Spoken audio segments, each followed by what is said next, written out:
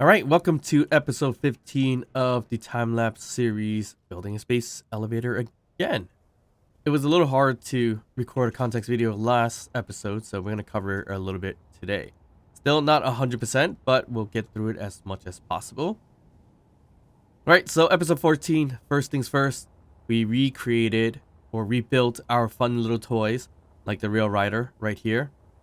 And one thing I did a little bit differently was add a connector towards the back so we can charge it and not connect with a small connector and have Clang visit us in any shape or form. And then I tried to add a bottom hover engine on the rail system, but it didn't really work out. It was a little lopsided. It was too heavy on one side, I guess, because I can't fulfill it on this side because this is where the pipes are in these sections there. So that didn't work out, but we'll leave it as this. And sometimes, yes, it does fly out the rail a little bit, but it's not that significant, not that big of a deal. And I added these blasts. Oop, there's some damage here. Oh, there's some significant damage here, but I added these blast doors or blast door edges to kind of take the blunt of dropping it by taking off dampeners instead of adding the wheel. So I did that instead, and it works out okay, but that's not what damaged this part. What damaged this part was me being, who I am. I backed up a little too hard into this connector, and it looks like I did break the connector. I didn't realize I broke the solar panel as well, but I guess that was the case. We'll fix that at another time. Next bit of it, I create. Oh, why do I have this thing on? So I should really name some of these drills. I think I turned it on by mistake. When I was creating all these drill systems, it needs to not dump stuff. Okay, there we go. So this was another thing I rebuilt for a fun toy. Was the mini miner basically? I didn't even set these as recharge, but. This is the mini miner with the kind of saddle, so I could sit in there and mine. I added a ton of little batteries and a connector in the back, just so we have more power to gather the iron that was here. So we did the traditional, or not the traditional, but the more random way of drilling the side where the iron was, and then ejecting it to the bottom, where we had the rotating drills. Unfortunately, that didn't really work out too well, because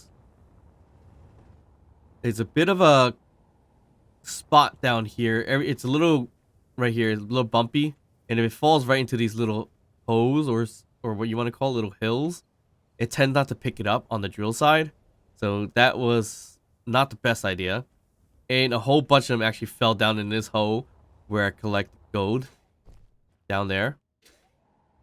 So obviously that wasn't ideal. So I changed up the drill system, and this is episode 15, where we put on the drills this way. We put 3 drills on each side staggered, so it has more vertical distance and also horizontal distance a little bit with this rotation. And it's on a piston, so it's gonna extend its piston to really get all the iron that it can right over here. It's gonna get some stone too, but that's not a big deal, to be honest. We need to get the stone anyways for silicon and nickel as well. But it's going to gather all the iron that we can. We probably have to lower this a little bit too once we get extended a little bit more. But our pistons, our rotation, all doing pretty fine. Rotor, or the advanced rotor, is at 4 RPMs. These pistons, I just want to be on the safe side. We did really, really slowly at 0.001. We probably should do it slower, but I think right now it should be okay. But I think the further it extends, the slower it might need to be. But this is more than slow enough, and this is going to be able to gather more of our iron that we need. Because once again, we're out of iron, and we need tons and tons more of it. Other than that, and I just add this at the very end, and we show in the time lapse, but another large cargo container just to gather the rest of the gravel. For some reason, gravel and other resources sometimes clog up the assemblers. I'm not exactly sure why it does that, but it does. It maxes the storage capacity with all the materials, especially gravel. and then it can't produce anything because it can't grab any more iron and things like that. So I have to always check on it once in a while. Of course, inventory manager would help with that, but kind of don't want to deal with the inventory manager just yet, which I should do. But we'll save that for another time. All right, so that's it for this portion of the base. And if you've seen, we did a lot of work on the other side as well. So I could use the rail rider here to travel, but just to be a little bit on the quicker side, we're gonna quote unquote teleport. All right, so we made it all the way to our ice lake, and this is where we're gonna gather all the ice we need for our hydrogen or hydrogen collection, because our space elevator will be built off and be based on hydrogen for the most part. We could put an ion thruster here and there, but we still need to get platinum in order to do that too. So those things can wait a little bit. So hydrogen is the way to go. So this thing, of course, we ran out of metal grids at one point, so that is why these things are unfinished. But I think we just gathered a lot more metal grids, so we can always plop them on. And we need all this storage, and mainly for ice, because once we start digging down for ice on this rig, it pretty much packs up a cargo container really quickly. And this is what we're digging up here. We're trying to dig up the layer of ice until we hit stone, which we barely touched stone, which is kind of perfect. And there's an idea here for this piece too. Right, so I try to design this out a little bit, and I put the exhaust throwing flames on hydrogen. It doesn't really make sense. Like, it just seems like it's wasting hydrogen. I just did that just for design purposes, just for fun, and visual arts in a way, or viewing pleasure, as I usually call it. But yeah, the main point of this drilling is to get ice, but I am planning to use a horizontal piston, go forward as much as possible, and fully extend it. I think it's going to end up right around here. And what I'm going to do is create a whole drill system that's close to the bottom and drill forward as much as I can. That way we're going to take a bunch of ice as fast as possible, and with some automation where we're just going to keep going for a long distance, but I wouldn't have to worry too much about it. But right now, just keep it like this and constantly drill out a little hole for now. I think that's what I'm planning to do, but we might change it up later down the line. And of course, we don't have enough O2H2 generators, although we should probably pack it up. Basically, line this whole thing up with O2H2 generators, and that way we could produce the hydrogen a lot faster, although it's not too bad right now. And these cargo containers technically get filled out really fast. Right here is about 310, and this one's probably not as full anymore. No, still kind of full. So there you go.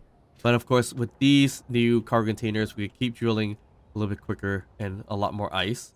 So basically, what I'm going to do is extend the piston arm on the top, just the horizontal one. I may or may not have pressed that a little too much. Yes, I did. Alright, so we should be about 7 meters right over there. Turn on the drill. And drop the 2 pistons right in the center, right over here. These two.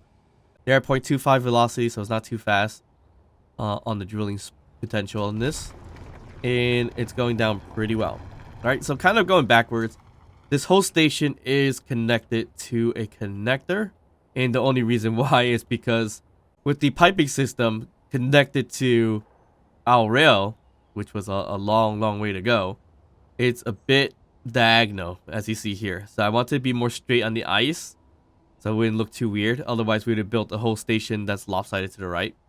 So a bit of a leaning tower-ish ice collecting manufacturing site, I guess you could call it.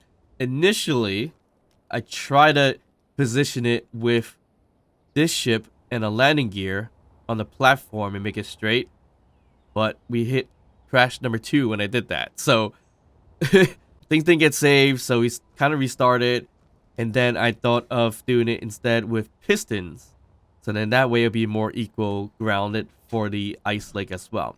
So I did pistons on each side with a little bit of light armor blocks to be kind of flat out from this side and that side, and I played around the maximum distance and reversed it or extended it until it hit this connection point, and that's how I made this a little more straightened out than it was before. So this is pretty straight, I think. It looks like it to me, at least, with the ground. So all that kind of worked out. And this thing's just gonna keep on collecting ice. Again, most of this is manual anyways. And some of the reasons why I do things manually is because things need to wait. So a lot of the production with the base and all these steel plates, like 251,000 steel plates that are being assembled, or 36,000 or 57,000 small steel tubes. All this is being produced as much as possible. That's kind of reason why I do things manually for now, because I need to kill time anyways. But yep, this is our ice rig, and we're probably not going to take the whole entire ice from the ice lake, but we're going to do a significant amount of damage here when it comes to gathering the ice. But I think we should gather a significant amount so that we can travel back and forth with our space elevator monorail type of deal. So the piping, of course, I messed up here. These are the pipe flanges. I added those by mistake, but I didn't care to reset them or grind them and re-weld them and blah blah blah. But yeah, I did a lot of the C-tubes and pipes to kind of keep it closer to the ground. I kind of didn't want it to pop up way too much from the ground like initially I did in episode 14, where I got a little lazy. I just started throwing it all out there towards the very top. It didn't look that great, so I decided to reset and let's just do it properly, although it took a little bit more time. So this looks a little bit better this way, where you see how it's like kind of sinking to the ground that way. But yes, this took forever to do, especially with the welding system or the welding rig that we have to ship. So a little bit about that.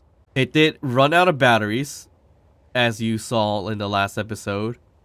And the reason why it ran out of batteries is because I mistakenly, and well, kind of did on purpose, but idiotically, I put 10k worth of everything you need for a pipe system or pipe into that large cargo container, which became really, really heavy that even a 2 large thruster couldn't really handle the weight of it too much, and it killed the battery really, really fast. By the time I got up to right around here, like halfway, I saw that we only had like 2 minutes of batteries left, and I should have probably killed the dampener and did this, which is adding a conveyor junction here, pipe into a connector, that I could have flown into and recharged that way.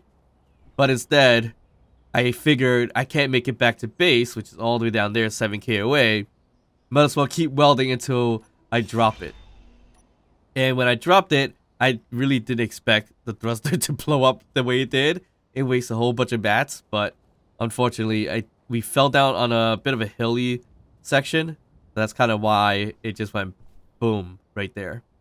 And I realized I got a little lazy here too, but this should be okay for the most part. I mean, I could still fix it, but I might not. I don't know. We'll see eventually if I want to do that. But yeah, this is the connector. I added a ton of new fresh batteries into the welding rig. That's how we were able to kind of lift it off and put it here. It still had roughly, I'd say about 9k worth of each material, which is basically interior plates, motor, steel tubes, the small version, and construction components, which is way too much stuff. We weld up the whole entire tube eventually with the welding rig, which is great. And it really does extend all the way up here into our rail system. And I was planning to color everything yellow, this yellow piping, but haven't gotten around to it just yet. But I was also thinking that I could add a station right here to have a nice view of the ice lake, and also put a medical room right here too, because sometimes it's getting a little glitchy nowadays with all this craziness going on. So things tend to shake a little bit. Things tend to kill me really fast by running into it. So I do need to put some kind of medical room or survival kit here. So if I do die, I'll respawn here and not 8 or 7 kilometers away. Not much we've done with the welding rig over here. I need to work on it a little bit more, but initially I just took all the materials out for the welding of the tubing for the ice lake. So that's why I kept this here, kind of charging or so, and just soaking up sun. But we're gonna proceed with that relatively soon. We got about 8 kilometers away, but we still got a long ways to go. But yeah, I think we should add a station here. So we could add a station kind of peeking out up to here if we need to. And we just got to be careful how we do that with these pipings and everything like that. So we just got to keep it piped out. We could put like a cross section here and then put the station. The station, I'm just going to do a generic station for now until we kind of design out the actual elevator or monorail, because we need it to match up with the doors. I think it's going to be up to here anyway, so I got to figure that out eventually. But I think I'm just going to put a small platform here just to get started. Tons and tons of stuff we've done, which is a little bit ridiculous in terms of the length of a piping system, the length of the rail system, and the crazy drilling and everything like that. And also, of course, the flames coming out of a hydrogen tank. But lots of progress. We're on episode 15. Lots more to come. And hopefully you guys are still enjoying the time-lapse series context. And if you did, of course, hit that like and subscribe button down below. Also drop a comment, and I'll see you guys next time. Bye.